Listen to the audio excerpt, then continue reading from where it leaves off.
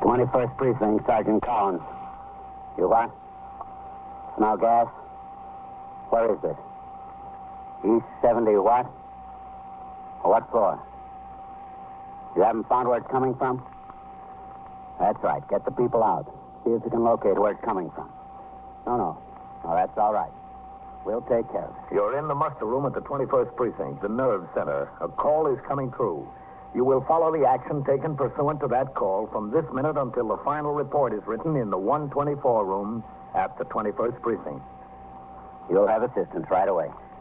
Yes, sir, right away. No, just stay where you are. The officers will be there right away. 21st Precinct. It's just lines on a map of the city of New York. Most of the 173,000 people wedged into the 9/10 of a square mile between Fifth Avenue and the East River wouldn't know if you asked them that they lived or worked in the 21st. Whether they know it or not, the security of their homes, their persons, and their property is the job of the men of the 21st Precinct. The 21st, 160 patrolmen, 11 sergeants, and 4 lieutenants, of whom I'm the boss. My name is Kennelly, Frank Kennelly. I'm captain in command of the 21st. It was Tuesday morning. I'd been on the job since 8 when I turned out the platoon for the day tour. After I read and signed reports, I went on patrol of the precinct with Patrolman Farrell as my operator. As we turned off Park Avenue into 72nd Street, a signal 32 came over the air. 618 East 75th Street. Ambulance and emergency squad responding. Sounded like a gas case. I told Farrell to make the run. When we turned into the block, I could see that sector car number 1 was on the job. So was the sergeant's car. There was no sign of either the ambulance or the ESD car. 618 was a 5-story tenement building. A few passers-by and neighbors were beginning to gather on the sidewalk. There's the spot, Farrell. Pull in. Yes, sir. All right, let's go. Right with you, Captain. That's either ESC or the ambulance coming now. Yeah. Keep the sidewalk clear, Farrell. Keep them off the stoop. That's all right, folks. Will you let it go, yeah, huh? You please get off the stoop. Dig here, Farrell. Yes, sir. Oh, I can smell that gas out here. It's sick. Farrell. Yes, sir. Keep people away from those doorbells. Yes, sir. Now, look, I told you to get off the stoop. Sergeant Collins. Who is it? Captain Kennelly. Second floor, Captain. All right. Cody! What do you find out there? I don't think it's good here, Sergeant. Send the people down. I want the building clear. I'm sending them, Sergeant. Sergeant. In back, Captain. All right. Anybody home in there? Open up. It's the police. Where is it, Sergeant? Beats me, Captain. We haven't been able to locate it. We better locate it fast. Open One up spot in there. and send the building up. Open up in there. There's nobody's home, Captain. We've been hitting every door. I sent a man up to 3rd and another to 5th who was clearing everybody out. It's not on this floor. Coley! Did you locate it? He's on the 4th floor, Captain. Whole hall smells of gas. No telling where it's coming from. Who put in the call? Super. He's up with Coley. Tenant smelled gas in the hall. How about the main feed line? I sent glass into the basement with the super's watch to turn off the valve. Good. Now, come on, folks. Don't stand there and talk about it. Out on the street, please. Get on the sidewalk. Did you open your windows, folks? Yes, sir. And have your doors open? All right. Out of the building. All right, come on. Yes, sir. Anybody cover the 3rd floor yet? Just quickly on the way up, Captain. I told those people to clear out. Not them. Let's try that one. Smells pretty strong here. Police officers, open up in there. Police officers, open up. This could be it, Captain. Open up. Coley! Come on down here. Bring the super with you. Well, this is it, I'm sure. What do you want to do, Captain? Push the door in? Yeah. All right, let's go. Together. Again. Now. Is that it, Sergeant? You think so? Yeah. Let me see if I can kick it. Go ahead. Try it again. Yep, this is it, all right. Keep low. Coley, hit that window. I'll get this one. Sergeant, get the stove. got it. Shut off, Captain. How's the other window, Coley? Sure, Captain. There it is. This looks like the culprit, Captain. Yeah. Coffee boiled over. Put out the flame. Sure ruined a good coffee pot. Well, that looks like about it. Coley, Yes, sir. take a look in that room. See if anybody's in there. Yes. Let's try this one, Sergeant. Only one burner was on, Captain. Looks like an accident.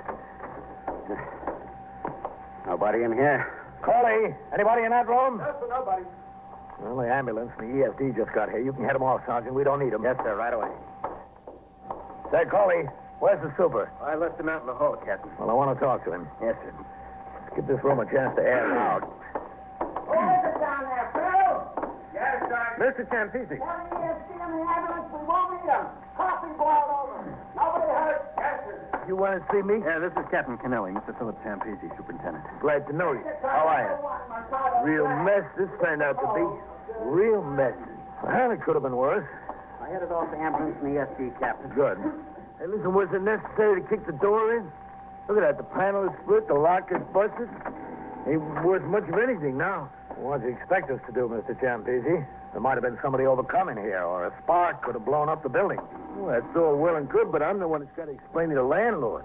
I'm the one that's got to ask him for a new door and new hardware. This could never be fixed. Never. Even the frame is shot. Look. What's the name of the tenant here? The tenant? Yeah. Oh, the tenant is a fellow named Harrods, Alfred Harrods. Listen, is any damage inside? Just to the coffee pot. Oh, well, that ain't the landlord's. That's his, Harrods. None of these flats furnished. Tenants got to furnish their own furniture and furnishings. Where is he? What do you mean, where is he? Where'd he go? Well, listen, as long as he pays his rent, he can come and go as he pleases. I don't keep track of him. Can we take a look inside? I just want to check for sure there's no damage. I got to call the landlord, give him the whole story. I guess it's pretty well cleared out by now, huh, Captain? Yeah, I'd imagine. Landlord's going to hit the ceiling about this door. Still smells pretty bad of gas in here. Oh, it's all right. You don't have any idea where this tenant could be. Well, I told you. Did you call the police? Yeah, that was me. Mrs. Truro on the 4th floor come down, knocked on my door. She said she smelled gas in the hall, you know. Well, I came upstairs and I checked immediately. Sure enough. Well, I couldn't tell where it was coming from, though. I had the same trouble as you, so I called. Mm-hmm. Well, who knows what could happen in a situation like that? You got to call. Don't look like was any damage to the stove, huh? Listen, Mr. Champisi, this whole thing was very lucky. Yeah, very lucky. New door. Now, the place could have been blown sky high. I want you to call the station house when this tenant gets home. I want to send an officer over here to talk to him about going out and leaving a pot of coffee on the fire. Talk to him myself? Well, you call the station house. Yeah, okay, I'll call. Coley. Yes, sir. Go downstairs and tell Farrell he can let the tenants up now. It's all over. Yes, sir. He should be given a piece of somebody's mind. Where does he work? Well, I don't know. He's a salesman, I think. He sells things. Yeah? What? Well, I don't know. I never asked him. He paid up 2 months' rent in advance when he moved in, so I wasn't too curious. How long has he lived here? Oh, 3, 4 weeks. You know he had a phone put in? It's the only phone in the building. Besides mine, which the landlord stands good for. If a guy can afford a phone, I don't worry too much. Did you see him this morning? No, I don't budge out of my place. Not unless I have to. I still smell a little gas in here, Captain. Well, check that burner again. Yes, sir. Looks off to me. It is. Well, open up the oven. Yes, sir.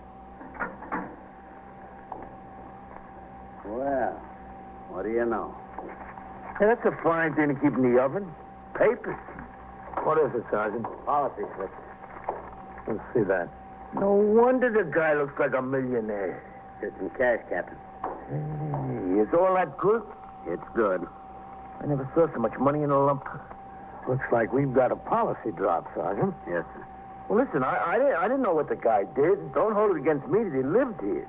Tenant is a tenant until he proves himself otherwise. Coley. Yes, sir. Let's see what else we can find around here, Sergeant. Yes, sir, Captain. Give Sergeant Collins a hand. Yes, sir. Let's start over here. You never know about some people. Numbers game in my building. You just never know. On discovery that the flat in which there had been a gas leak was occupied by a person in apparent violation of the gambling laws, I instructed Sergeant Collins to notify the desk officer at the 21st, who in turn would notify the office of the division commander, so that plainclothesmen responsible for the enforcement of gambling laws would be sent to the scene to investigate. As this notification was being made, a more thorough search of the premises was conducted by Patrolmen Coley and Farrell under my supervision and in the presence of the civilian witness, Philip Champisi, the superintendent of the building. In a closet were found 2 electric calculating machines and tally sheets, in addition to the policy slips and the cash. 80, 800, 20, 35, 45, 6, 7, 8, 9, 50. 1, 2, 3, 4, 5, 6, 7. Like a gold mine. $2,857, Captain. All right, Coley. Enter the amount in your memorandum book. Yes. Hey, now, here's an opportunity. Let's all go to Belmont. We could still make the daily double. You want to sign my book, Captain? Yeah. Here you are, sir. Hey, what's all the production? Are you afraid this Harrods guy might say you shortchanged him? Well, we just don't want to give him anything to say. Farrell, Yes, sir. you got all that stuff together? Yes, sir. We'll need a bushel basket for all these policy slips, Captain. Boy, this guy was running some bank. Mr. Champisi. Yeah. What happens to all the money? Oh, it gets turned over to the property clerk until the court determines who's the rightful owner. Well, listen, could you give me some consideration? You know, if I didn't put in the call, you never would have found it. When did you say this Mr. Harrods moved in here? Oh, I don't know, 3-4 weeks ago. And he told you he was a salesman? Yeah, that's right. He didn't tell you anything else. What do you mean? He didn't tell you what he sold? Well, listen, I didn't know anything about him. What can I do? Now, listen, Captain. Are the plainclothesmen on the way, Sergeant? Yes, sir. But one of the tenants told me he saw the girlfriend of the fellow who has this flat standing outside in the crowd. Oh, yeah, I forgot to tell you about his girlfriend. Is she still there? She was when I came up. I told Farrell to keep an eye on her. Take charge here, Sergeant. Yes, sir. Come on, Mr. Champisi. Yeah. Man, what a day. You live to be 100 and never see so much excitement, huh? How about a smoke, Captain? Give me that. Oh, I'm sorry. The gas. Excuse me, I forgot, Captain. Well, you better remember, or you'll never get anywhere near 100. Come on, let's get downstairs. Although the flat in which the gas leak had occurred was obviously a policy drop, there was no conclusive evidence that would lead to a conviction of either Harrods or any of his associates, despite the large amount of cash discovered, the calculating machines, the policy slips, and the tally sheets. Both the policy slips and the tally sheets were from previous days' play, and it's a good idea to have evidence showing the play was made on the day of the arrest. It was my thought to keep the girlfriend of Harrods under surveillance until the plainclothesmen arrived. Then, as they thought best, they could question her, take her to the station house, or attempt to follow her in order to connect him directly with the evidence. On the way downstairs, I told the super of the building that I wanted to stand outside on the stoop and talk to him, apparently in connection with the accident. I warned him not to look in the direction of the girl, nor point to her. All right, I'll do just like you say. Count on it, Captain. I hope I can. Farrell. Yes, sir. Don't look in her direction, but which girl is it? See the gray Plymouth coupe parked at the curb there? Yeah. She's standing right next to it, Captain. The blonde, about 25 years old, 5'4", has on a beige coat. Yeah. That's her, all right. I seen her go up to visit him time and time again. I asked you not to look over there. I didn't look. I just glimpsed. Just talk to me. What do you want me to talk about? Weather? That'll do. Well, looks like it's going to turn into a nice day after all, huh? You know, when I woke up today, looked out the window, I had my doubts. Listen, Captain, what happens to the $2,850? Does he get that back? I told you he does if he can prove it's lawfully his. Oh. Well, who is it you're waiting for? Detectives? Plainclothesmen. Well, what's the difference? Plainclothesmen, detectives? I always thought they were the same. No. Plainclothesmen are assigned to enforce gambling and vice laws. Oh? Detectives investigate all other serious crimes. You know, I never knew that. No, I suppose a lot of people don't. Oh, you'd be surprised. You'd be very surprised. Have you seen her here very often, Mr. Champisi? On occasion. On several occasions. When? Daytime or at night? Both. But my wife, she knows everything goes on around here. My wife says she's here all the time. Day, night, afternoon. She's turning to go, Captain. Yeah, I see her. Any sign of the plainclothesman? No, sir. What are you going to do? This is getting to be a situation. Stay here, Farrell. Yes, sir. You too. Excuse me, please. Yes, sir. Pardon me.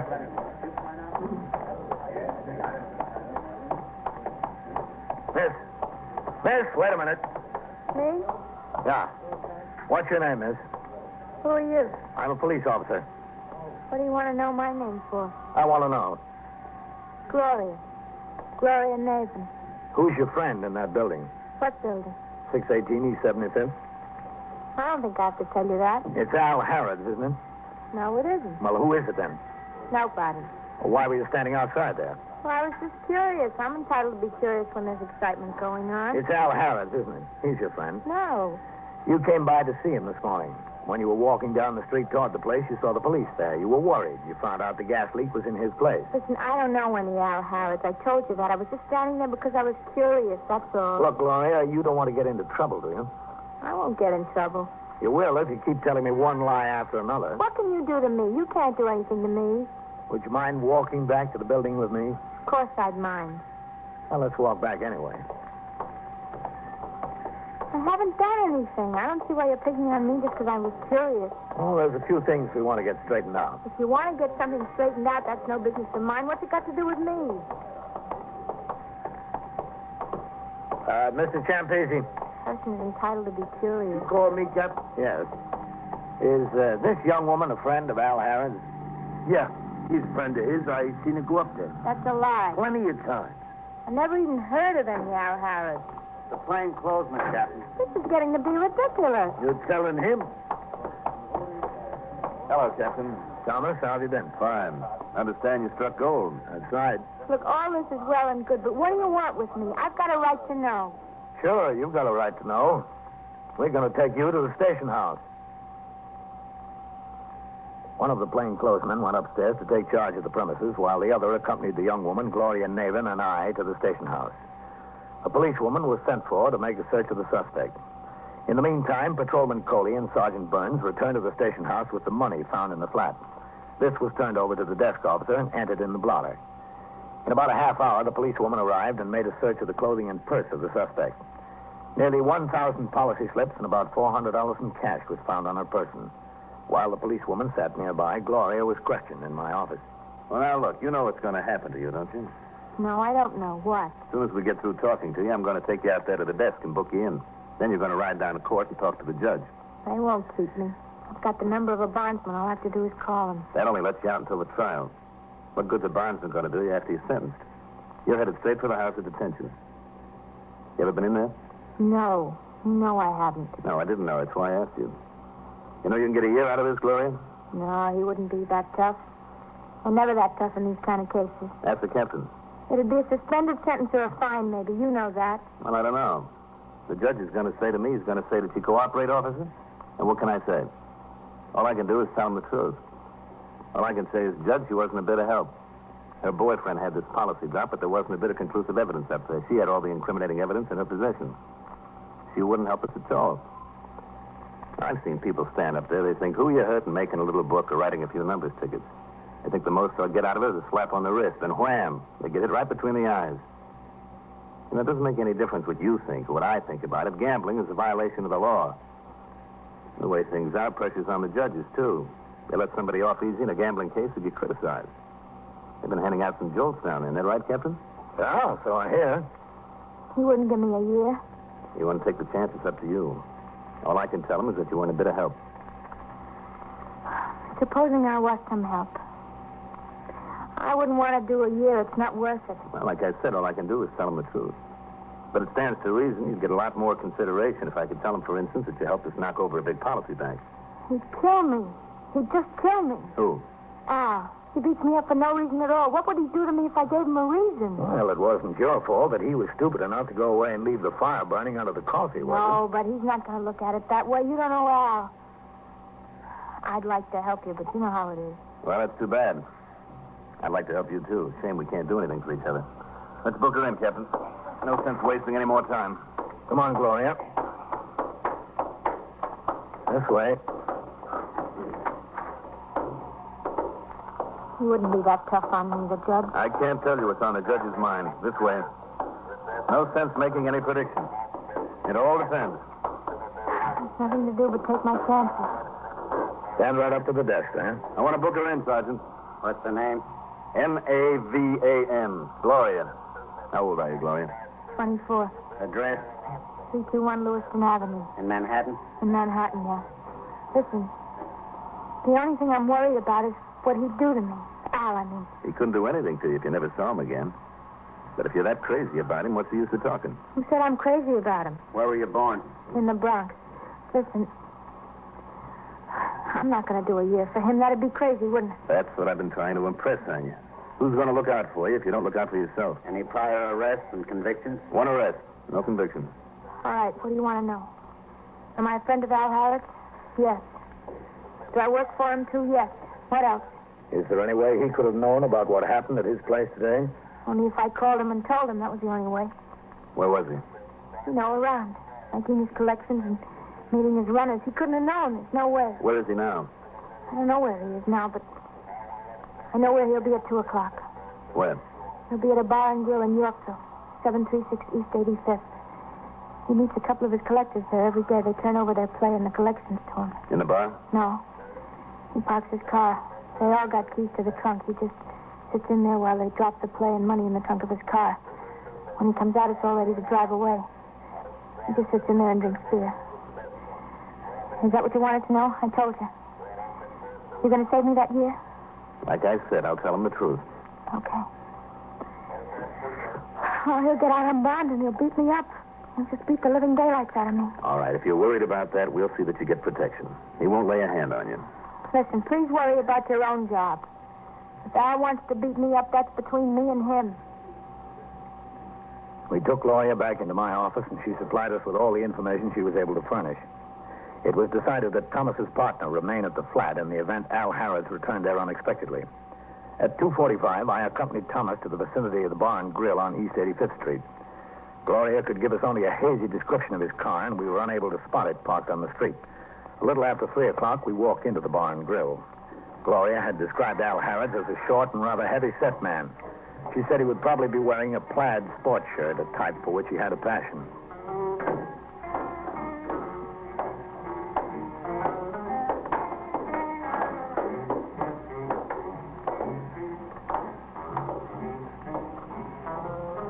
There's a fellow in a plaid shirt back there in the booth. Al Harrods, did she say?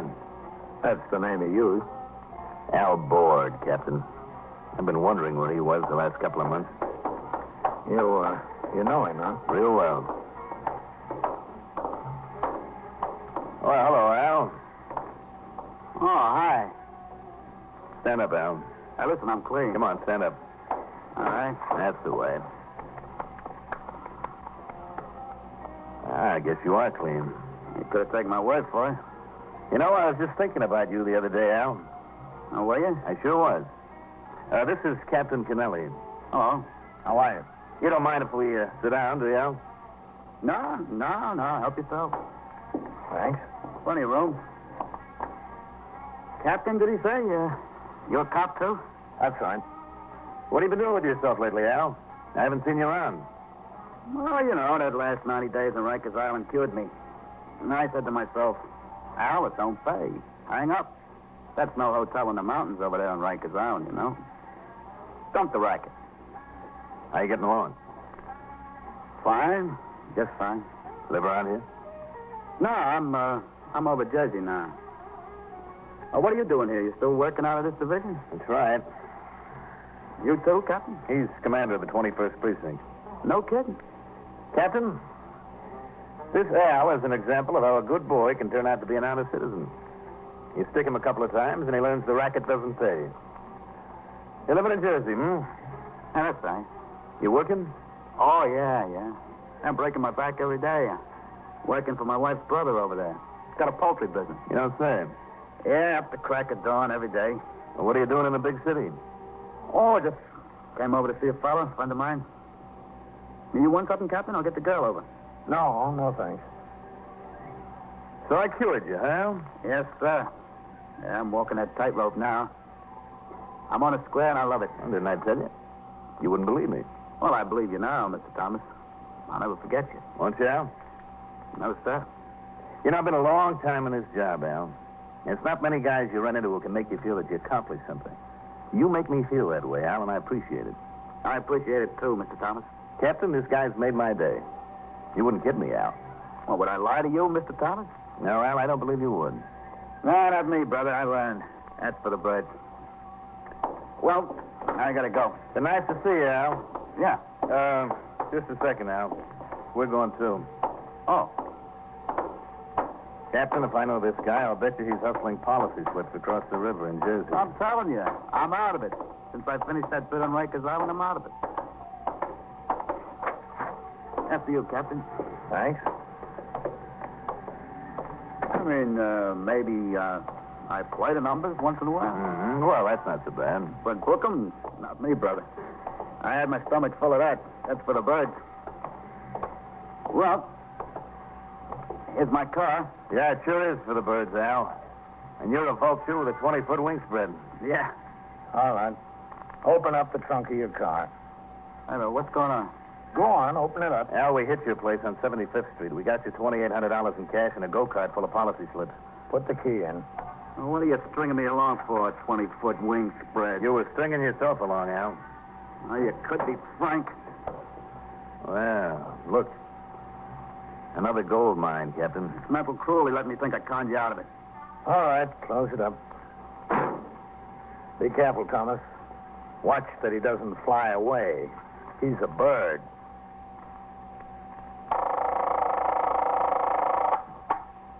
21st Precinct, Sergeant Collins. Where's this? 3361. How was he shot? How many hold-up men? Just one. Which way? And so it goes, around the clock, through the week, every day, every year. A police precinct in the city of New York is a flesh and blood merry-go-round. Anyone can catch the brass ring, or the brass ring can catch anyone. 21st Precinct, a factual account of the way the police work in the world's largest city, is presented with the official cooperation of the Patrolmen's Benevolent Association, an organization of more than 20,000 members of the Police Department, City of New York. Everett Sloan in the role of Captain Kennelly. Featured in tonight's cast were Mandel Kramer, Bill Quinn, Bill Lipton, Joan Loring, Bill Zuckert, John Sylvester, and Jack Orison. Written and directed by Stanley Niss. Produced for CBS Radio by John Ives. Art Hanna speaking.